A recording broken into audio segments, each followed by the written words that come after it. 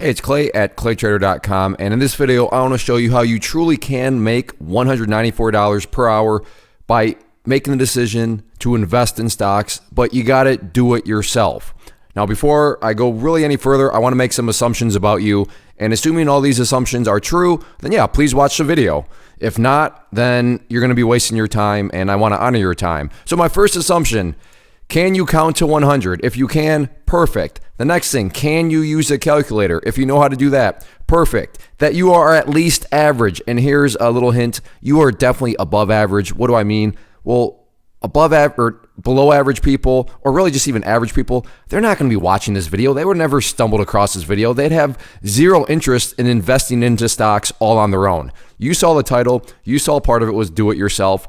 And most people, whoa, no, too scary. I'm not even going to think about it. They don't give themselves enough credit. They don't have enough faith in themselves. And I don't say that in a degrading way, because yeah, let's face it, most people don't do it themselves. And if that's where they feel most comfortable, then that's fine. But you're watching this video, you clicked on it, so that tells me you are definitely at least average. I mean, I would argue that you're above average, but for the sake of this video, I'm just assuming that you are at least average. And then finally, you have 30 minutes free each week. So as long as you think you can find 30 minutes within your schedule each week, then yeah, you can make $194 per hour. So let's get to it.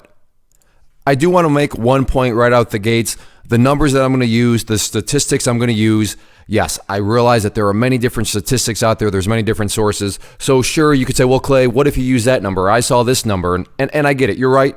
I'm sure there are different numbers out there, but the idea here is the underlying thought process, the underlying dynamic of how all these numbers are working together. So yes, you can adjust that. You can find that number, but like I said, I'm not here to argue about the numbers and the statistics per se. My point that I'm trying to get across is just the general idea of what these numbers are telling us. So to start all this off, we need to figure out okay, well, let's look at some numbers, because in order to arrive at this 194 per hour, we need to look at some other numbers. And the first number I want to look at is, okay, well, what is the average person going to make? And like I said, I believe you are above average. So on this site right here, and this is one of these examples where I get it, you can look around and I'm sure find different numbers, but given that I'm based in the United States, I'm going to base this off of United States. So let's click on there, and you can see that down here, United States, the median household income is $43,000. 585. So that is the number I'm going to be basing things on, because like I said, you are average, or you are at least average, meaning I believe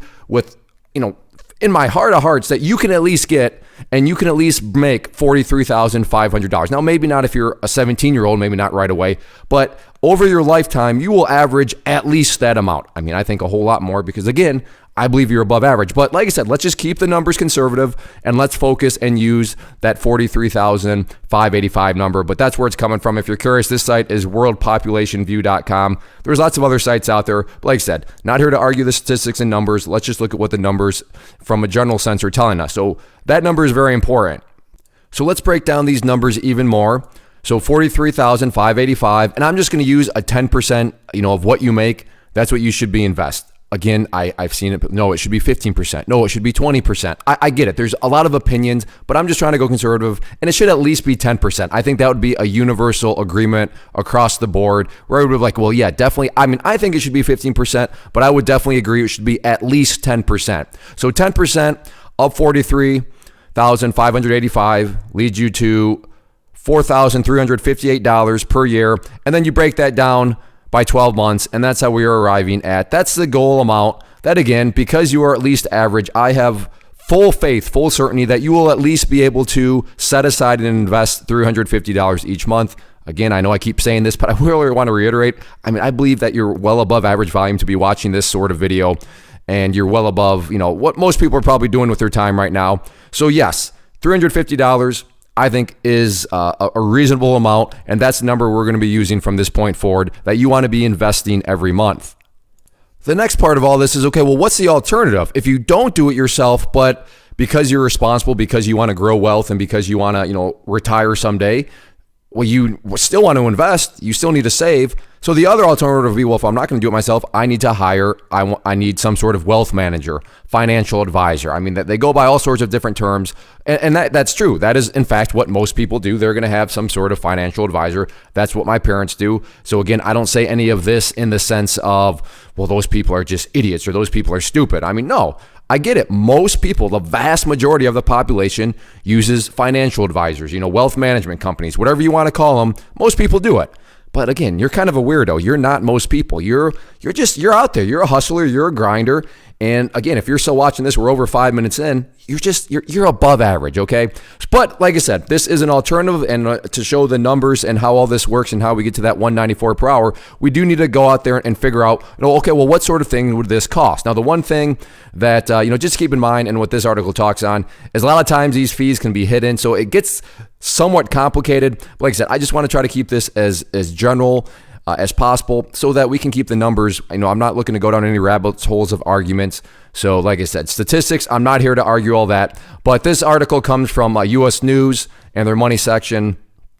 And right here, generally speaking, 1% per year is reasonable fee to pay for financial guidance. Okay, so 1% per year. You can disagree. You can say, well, it's lower than that, Clay, or it could be higher than that. I know it's across the board, but I'm just going to use 1%. So that number is important because that's going to play a big role in how all these numbers ultimately shake out. But like I said, it is either you do it yourself and don't pay 1%, or you let somebody else do it and you pay them 1%. The next number we need for our calculations here is, well, what does the stock market usually return? Because that is what we are investing in. Again, from the title, investing in stocks, and stocks are part of, the stock market. So we're investing in the stock market. What can we actually, what can you expect? And like I said, so many statistics out there. And because of that, I'm trying to be as conservative as possible. But according to NerdWallet, I would like to think that NerdWallet's a relatively well-known site and a good source. But they say right here, has historically returned an average of 10%.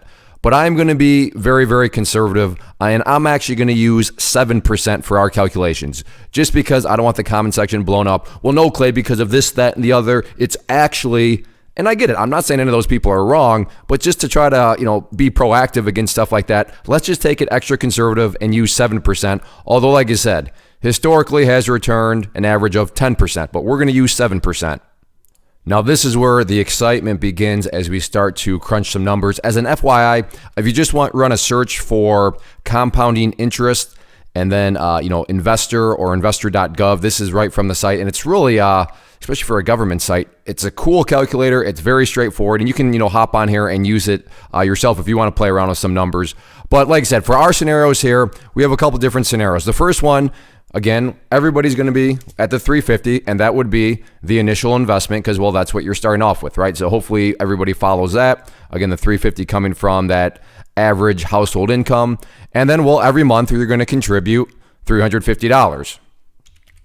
So we've already talked about that number. Now, the length of time, like I said, you can come on here and play with whatever, but I'm assuming that most people are watching this video. And even if you're not, that's totally fine too, because again, these numbers, any way you change them, the underlying theme here is going to play out the exact same. Now, it's going to be different than 194 per hour. It could be more, it could be less. But like I said, the overall idea here is definitely going to play out. But in this situation, let's just use 40 years because, again, this is not some sort of you're investing. Investing is for the long haul. Investing is, yeah, I want to be rich next year. If you think investing means you're going to be rich next year or, within the next few years, then, I have some great oceanfront property in Nebraska I'll sell you, okay? But that's not how it works. Investing, you are in a long-term mindset. We are looking to save up for retirement so that we can, travel the world, do what you want in retirement, maybe even retire early because you focus on this stuff that much more. So, a lot of people, these numbers, they would be starting with way more than just, 350. So like I said, everything, I get it. There's all sorts of what-if scenarios, but I'm going to use 40 years. And then the estimated interest rate, again, we just talked about that as far as the stock market. So 10, but in this situation, now think about it here, because some people are going to choose to use an advisor, which is what we're looking at here. In that situation, it's actually going to be 6, right? Because what do we determine that the average fee is? 1%. So they're not going to actually make the 7% because they got to pay out 1% to somebody else. So right there, that number for this situation is actually going to be 6%. And then you can leave everything else alone and then just come down here and hit calculate. And at that point, there are the numbers, the main number. And we'll look at these charts again here. But in this scenario, the results you have in 40 years, $653,000. So again, that is just the results based on using a financial advisor. 40 years, $350 every month, and that's what you start with, $653,000. Let's now take a look at you making the decision, no, I want to do it myself. Now, the couple differences here, and I'll explain this difference later on, but your actual starting amount is going to be $153. Like I said, I'll explain that number here in a little bit, but $153 is that first change that needs to be updated. It's still $350 that you're doing every month. It's still going to be over 40 years. However, now think about it, because you're doing it yourself, you don't have to pay anybody 1%. There is no other fees. So that actually goes up to what we were going to assume in the first place, the 7%. So those are the changes. Again, the two big differences, you're starting with less, but you're making more via that 1% because you're doing it yourself. So again, that means you're going to have to spend some time doing it because you are doing it yourself, but you are getting that 1%. So I mean, does actually 1% make that much of a difference? Well, let's hit the calculate button. And now all of a sudden you can see that by choosing to do it yourself in 40 years, even though you started with less, you are now at $840,000. So what are these numbers actually break down to?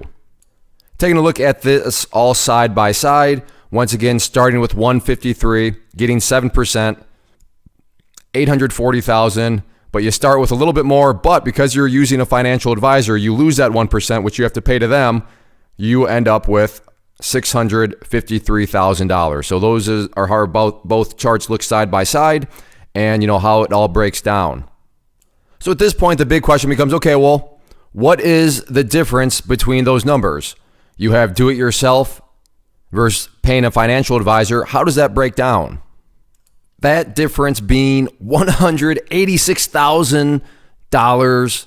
Well, $750. The number's so big I can't even say it right. $186,750 difference in your pocket by choosing to do it yourself. Now you may be thinking, and it's a very wise, I don't want to say argument, but it's a very wise thought is, yeah, Clay, but you had to take time out of your own schedule. You had to spend your own time actually doing it yourself. Whereas that other situation, I mean, you didn't have to spend any time because that was their job. They were spending their time, which means you got to keep your time free to do whatever you want. And like I said, that's actually very wise. Time management. Time is the most valuable commodity. But that's where we go back to the first assumption way back when I asked you, I mean, do you have at least 30 minutes each week? Do you have at least 30 minutes available each week that you could find? Now, I don't mean to insult anyone's intelligence, but this will be a good practice. If you can understand this math, then you have plenty of math knowledge to be doing this whole investing thing in yourself. So to just quickly run through the numbers, like I said, 30 minutes, and I'll explain where that's coming from in a second, but you need 30 minutes each week. There's 4 weeks in a month, so that means you need 2 hours per month of free time. So again, that's the assumption that if you think you can find 2 hours every month, then you know what? You can do this yourself. So let's go to the next thing. Well, there's 12 months in a year, right? And then we use that 40-year number, which means you would need 480 months, okay? So that's where the 480 is coming from. And as we established, you need 2 hours per month. Over the 40 years, that's 480 months, which means in total, over the next 40 years, you would need 960 hours. So that's that's the question. That's what it breaks down to. Okay, over 40 years, I'm going to need to spend 960 hours of that, of my own time. I'm going to need to do it myself. And the next question becomes, okay, well, but by doing that, by spending that 960 hours, that is putting $186,750 into my pocket. So to do the basic math, you divide that by 960, and that keeps, and as Benjamin Franklin famously said, a penny saved is a penny earned. That keeps $194 per hour of your, that's what it breaks down to. By simply saving that, you earn it. So the question ultimately boils down to, is your time worth $194 per hour? And maybe you're sitting here saying, absolutely not. I would gladly spend 1% to save myself not needing to spend 960 hours. But if you look at $194 and you think, well, yeah, I mean, just if that number ultimately breaks down to the equivalent of me making 194 per hour, why wouldn't I do that? That's a lot of money per hour. So I'm not saying there's a right or wrong answer here. I'm just saying that this is how the numbers break down to ultimately what you have to weigh yourself. Because again, that's the pro and con.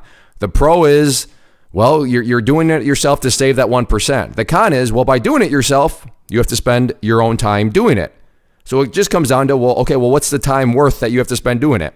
And $194. And keep in mind, I'm being very conservative. So in all actuality, that number is probably even higher. But that is, like I said, I'm not here to argue the numbers. I'm here to just convey the thought process. And the thought process is, this is how you have to weigh the value of your time. Do you think it's worth it to do it yourself, or don't you? If you do choose you want to do it yourself, then of course you're free to do whatever you want. But if you would look like a little guidance, if you would like, basically, if you want to know what I'm doing, if you want to know how I am, saving myself that 1%, because yeah, to me, $194 per hour. Plus, I like this stuff anyway, so why wouldn't I? But if you're curious on my strategy that I'm investing in and using, then I do run the site and I offer a class on it, which will help you out. So if you go to moneywithclay.com, here's the site. And there's a couple different courses on here. The first one, though, just as a quick FYI for I don't know, Clay, my personal finances as a whole are kind of in a mess right now. Well, I would encourage you to start off with that course right there. That is my personal strategy of how I manage my personal finances, how I actually paid off $163,000 of debt. And I go through my thing step by step, and that comes with a 1-year money-back guarantee. So in other words, I fully believe in my process. My process definitely works, hence me willing to offer a 1-year money-back guarantee on the system. And SLAB just stands for sleep like a baby at night, because when you have no stress, when you have your finances under control, yeah, you're going to sleep just like a baby and sleep peaceful. But as far as, no, Clay, my personal finances are already fine. Then but I'd like to know what is the strategy that you're using. So I offer the course Grow Rich, and Grow Rich is just, like I said, the strategy that I use to use that. Now, way back when I said, well, the one group starts less. They start at 153. Where did that 153 comes from? Well, right there, if you do decide to follow my strategy, and this is all explained in a step-by-step manner, well, then you would need to invest $197 into yourself to learn. So that's why you would actually start off with not 350, but the 153. But like you said, knowledge pays. And even though you start off with less because, well, technically you'd have to invest the 197 to learn the strategy, it still proves out over time to break down to at least $194 per hour in your favor. So like I said, if you want to do it, great. If not, that's fine. I see it all the time. A lot of people go out there and they're investing, and then I see what they're investing in, and I'm thinking, okay, that's going to get you in trouble. I mean, yeah, it can work out, but eventually it's not going to work out, and you're going to put yourself in some really bad situations. But the strategy I use, it works. It's mathematically proven to work. It's historically proven to work. The catch, though, because, well, that sounds too good to be true. The catch, though, is 20, 30, 40 years. You better have a long mindset. This strategy is nothing that's happening overnight. It's not even anything that's happening next decade. It is a straight up investing for the long haul. So I want to get that and make that very clear.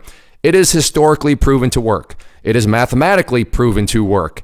The big catch, though, is it takes decades. So that's just keeping that in mind. It's nothing. I am in no way saying that any of that happens and that you're going to get rich in the next 6 months, let alone 6 years, okay? So if you're interested, like I said, I'll put a link down below and you can go check that out. But if anything, like I said, it all boils back to that question of what's your time worth? You could very well be saying, nah, it's my time. I make at my job $500 an hour, so I don't want to spend my time just to save $194.